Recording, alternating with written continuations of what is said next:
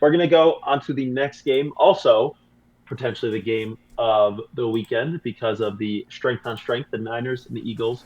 Niners really good offense, notwithstanding their performance against Seattle. The Eagles really good defense, and then the two movable object versus the stoppable force. The Niners defense versus the Eagles offense. So this will be a very exciting game. I'm uh, hyped to see. I think the last time Eagles Niners played was the Niners whooped them um, in a regular season game, and that was I think in Philly. Let me check. They played in Philly, yeah.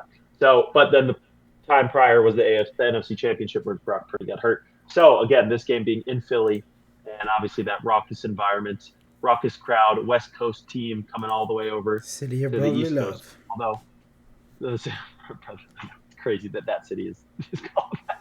But yeah, it's a 4:30 game, so it's like a 1:30 start for West Coast, so it shouldn't be too weird for them. Um, so Rocky, what do you think? Which team is going to overwhelm the other with their strength on strength? Niners or Eagles?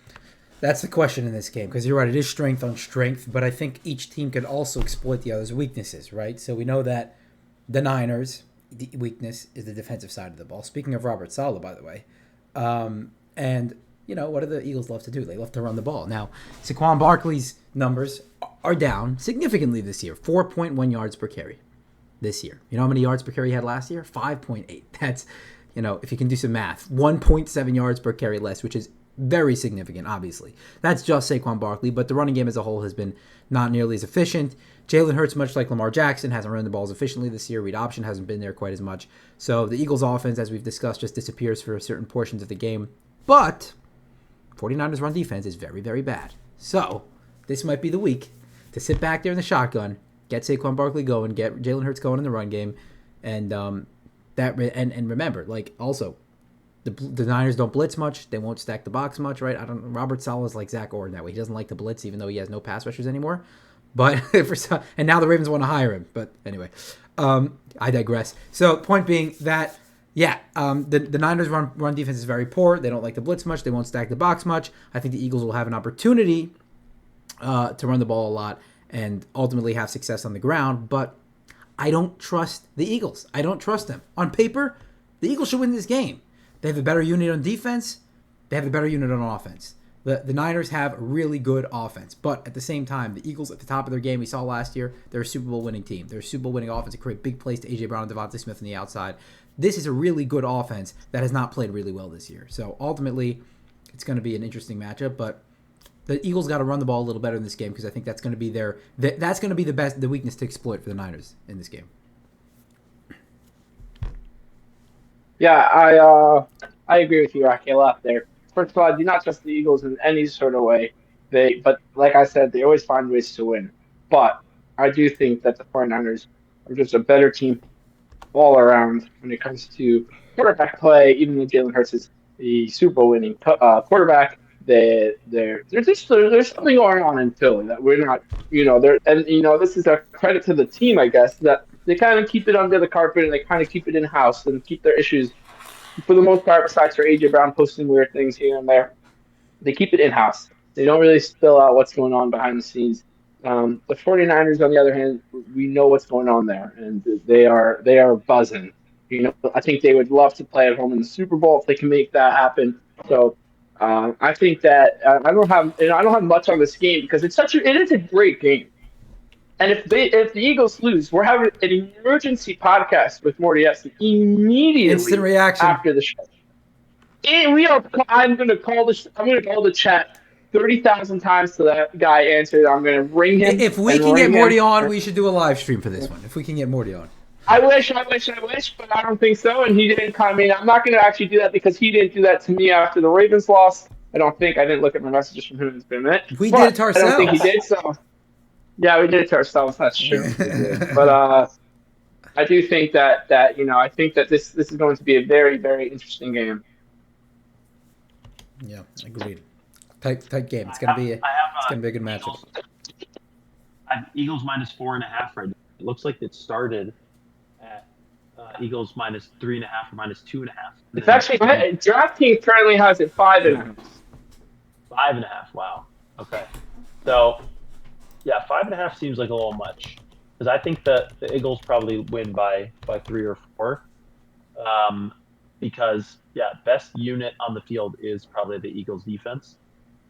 It's going to be awesome to watch Vic Fangio team it up versus Kittle and potentially Ricky Pearsall and CMC Brock Purdy. But Purdy got hit hard on that last play of the game when the Seahawks kind of crunched him, meeting at the quarterback. He got a little smacked. They have a huge injury. Trent Williams still didn't practice yesterday, Wednesday. Don't have his injury status yet. But if he's out, then you got to go Eagles. Like Trent Williams being out is such a huge deal against this pass rush and this defense. Ricky Pearsall also didn't practice. Kittle's limited. Yeah, McCaffrey's resting. So like they have so many injuries, and obviously that was a huge element of their entire season this year. If Shanahan somehow would have pulled that off and gotten a 1 seed, I would have instant vote for Coach of the Year. Like Legend. Incredible. Yes, would have been amazing. But unfortunately, sometimes you just run out of dudes. And yeah, that's why like Salah's struggling for sure on defense, but like they just had so many injuries. You can't blame it all on him. Every single one of their linebackers that they had at the start of the season, including the depth guys, got hurt and were out. They're starting. They should blitz like, a little more 30. then. I mean, on the contrary, They if they're 100% limited should up blitz. front, why are you putting out a 4-man rush every single solitary play, no matter the situation? So that's Zach Orr frustrated the heck out of me, but Robert Saleh does a very similar thing. So you're limited in talent wise, so you have to scheme up and disguise a little more, and he hasn't done that. It's because it's backups, and like It's hard the to blitz with those guys. Blitz Yeah. comes with a lot of communication, and then you're in the wrong gap and something, and then it's just a muddy gap, and then somebody's open. You're right. The Ravens have less excuse with Kyle Hamilton, but you're right about the Niners. Yeah. I would agree. I would Right. say the Ravens, got to be blitzing more. Like they had people in the back end. Oh, the Ravens don't play figure anymore, it so out. they don't listen more. But yeah, they're done. So I think I still believe in the there's serious decline in the Eagles offense, but I still believe in the talent on that team. Like Jalen Hurts is a Super Bowl MVP. He's a good player. They still have AJ Brown, Devonta Smith. Saquon is clearly limited. O-line, and he's proving Rocky's thing about O-line being the real Yes. contributor towards the running back success. So I'm like, oh no. Rocky's like, oh, I told you. I don't need to prove it. It's a fact. So. Yeah, but Rocky's like, yeah, what do we talk? Like, it's obvious. But yeah, so I still think that they should be able to do enough against the Niners' beleaguered, beat up defense, and all the talk about Fred Warner may come back, NFC Championship, Super Bowl, they make it. Unfortunately, I think is going to be back just a couple of weeks too late because they're gonna get eliminated first round. There was somebody who I'm trying to run a bracket pool, right, with friends and stuff, and he sends me his bracket. I already made my bracket, so I'm not looking at other people's brackets to then make my own. But he sent me his bracket, and he had Eagles going all the way. I'm like, I don't know, their offense really struggling. He's like, trust me, bro, they've been sitting on stuff, Save like they've been running basic offense. I'm like, you are giving Sirianni way too much credit, bro. He is. What is not this, Andy good. Reid saving your best for the playoffs? Yeah, come on, bro. He is not Andy Reid. Like, I know he beat Andy Reid in the Super Bowl, but like, no way, dude.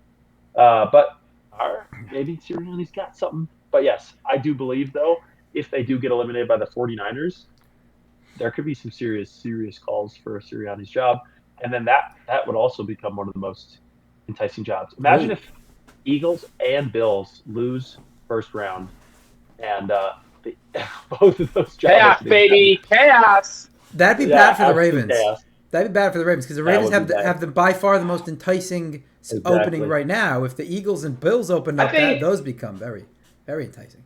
Yeah, but I think no. Look, I know Philly's reactionary. Yeah. I think Philly's reactionary, but I don't think they would fire Sirianni.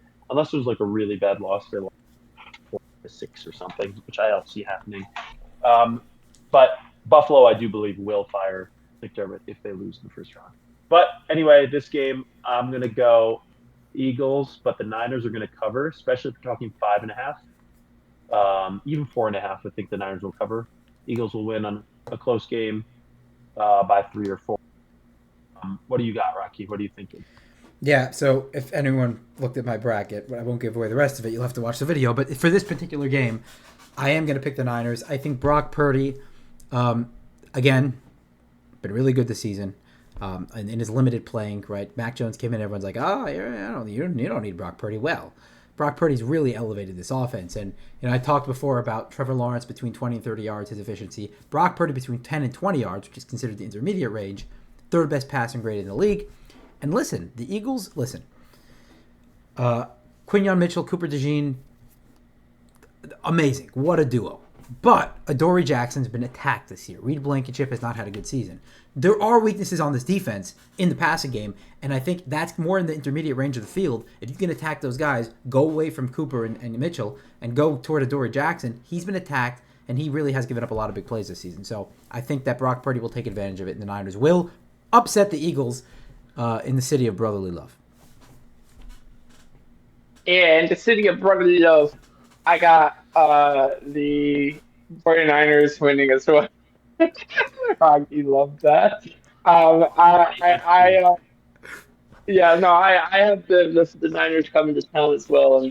But again, if the Eagles have something up their sleeve, this is the typical time when the Eagles show up and everyone's like, "Oh my God, where did that come from?" But this is exactly where it comes from, and when it all kind of starts to happen for them.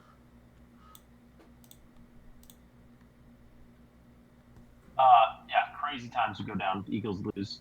We'd have to get that emergency podcast, but it could happen. But I think Niners are going to absolutely run out of guys.